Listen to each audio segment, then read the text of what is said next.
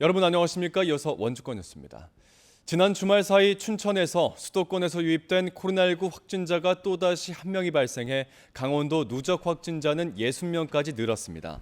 강원도에 따르면 춘천에 거주하는 20대 여성이 지난 8일 서울 강남 프린서플 어학원을 방문했다가 그제 코로나19 양성 판정을 받았습니다. 이 여성이 아르바이트를 했던 만천리 춘천 고깃집 식당 직원 등 접촉자 12명은 모두 음성 판정을 받았습니다. 수도권 유입 감염이 산발적으로 잇따르자 강원도는 마스크 착용과 거리 두기 등 개인 위생에 철저히 해줄 것을 당부했습니다.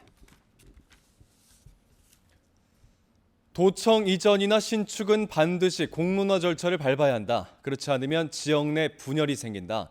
작년 강원도 주최 심포지엄에 초청받은 한 국책연구원의 발언인데요. 이 연구원은 도청 이전을 전문가 몇 명이 모여서 결정할 수 있는 그런 시대가 아니라고도 덧붙였습니다. 보도에 조성식 기자입니다. 지난해 8월 열린 도청사 건립 심포지엄. 이 자리에서 강원도는 도청 신축 계획을 발표하고 현 부지에 다시 짓거나 대체 부지를 찾아 이전하겠다고 밝혔습니다. 이에 토론회에 참석한 한 전문가는 강한 우려를 쏟아냈습니다. 도청 이전은 단순히 사무 공간을 마련하고 번듯한 건물을 세우는 것이 아니라며 도민들의 공감을 얻는 공론화 과정이 있어야 가능하다고 설명했습니다. 또 정당하고 명확한 이유가 없다면 지역 내 분열이 생길 것이라고도 경고했습니다. 과거에 충남도청, 경북도청, 전남도청 하듯이 그냥 전문가 몇 명 불러가서 이렇게 평가할 수 있는 그런 시대는 아니고요. 그러면 충분하게 이제 수기 과정 거쳐서 토론하고 이렇게 해야 되는 건데.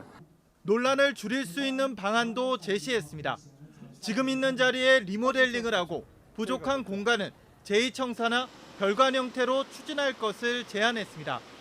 이전을 해야 한다면 고단한 길이지만 공론화 과정이 꼭 필요하다고 강조했습니다. 하지만 강원도는 정반대의 길을 선택했습니다. 도청 이전을 검토하면서 공론화 절차 없이 추진하고 있는 겁니다. 저희는 어떤 특정 지역으로 가자, 특정 지역으로 가야 한다는 것이 아니고 강원도의 발전을 위해서 어디로 가는 것이 가장 합당한지를 판단하는 합리적이고 민주적인 절차를 만들어달라고 하는 것, 그것이 저희의 요구입니다.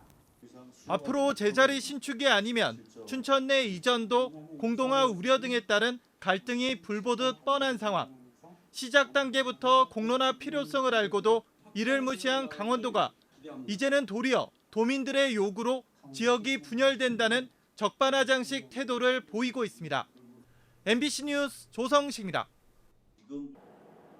강원도가 코로나19 극복을 위한 희망 일자리 사업에 국비 462억 원을 확보했습니다.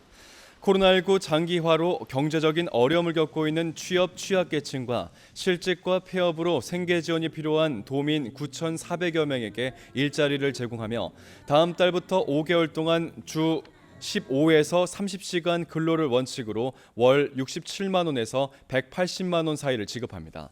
참여자들은 생활방역 지원 등 10개 분야에 일하게 되며 시 군별 세부 사업 계획을 수립해 다음 달 초부터 모집 선발합니다. 코로나19 등 재난 상황 속 장애인 차별과 대책을 논의하는 토론회가 온라인으로 진행됩니다. 인권위 강원인권사무소는 오늘 장애인 차별금지법 시행 12주년을 맞아 코로나 사태 속 중증장애인 활동 서비스가 중단돼 격리된 장애인들의 삶을 조명하는 토론회를 마련했습니다.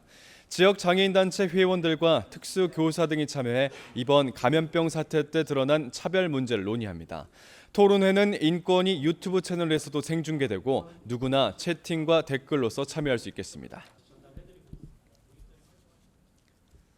원주시가 문막 일반 산업단지 내 대규모 주차장을 신설합니다. 원주시는 국비 등 58억 원을 들여 문막 일반 산업단지 내 주요 도로 옆 폭 5m의 인도를 절반으로 줄이고 남은 부지에 차량 420여 대를 주차할 수 있는 주차면을 만들어 내년 말에 완공할 계획입니다. 또 문막 농공단지와 태장 농공단지에도 각각 80면과 100면의 주차면을 올해 안에 추가로 설치할 계획입니다. 횡성군이 횡성역을 거점으로 하는 기반시설 조성 사업을 본격적으로 추진합니다. 횡성군은 최근 토지 보상과 지역 개발구역 지정, 사업 시행자 지정 등의 절차를 모두 완료하고 다음 달에 착공에 들어가 내년 12월 기반시설 조성을 마무리하겠다는 계획입니다. 횡성역 거점 지역 기반시설에선 71억 원이 투입돼 역사업 4만 8천여 제곱미터의 관광문화 거점 시설인 중심광장과 소공원, 주차장, 전천변 생태공원 등을 조성하게 됩니다. 뉴스를 마칩니다. 고맙습니다.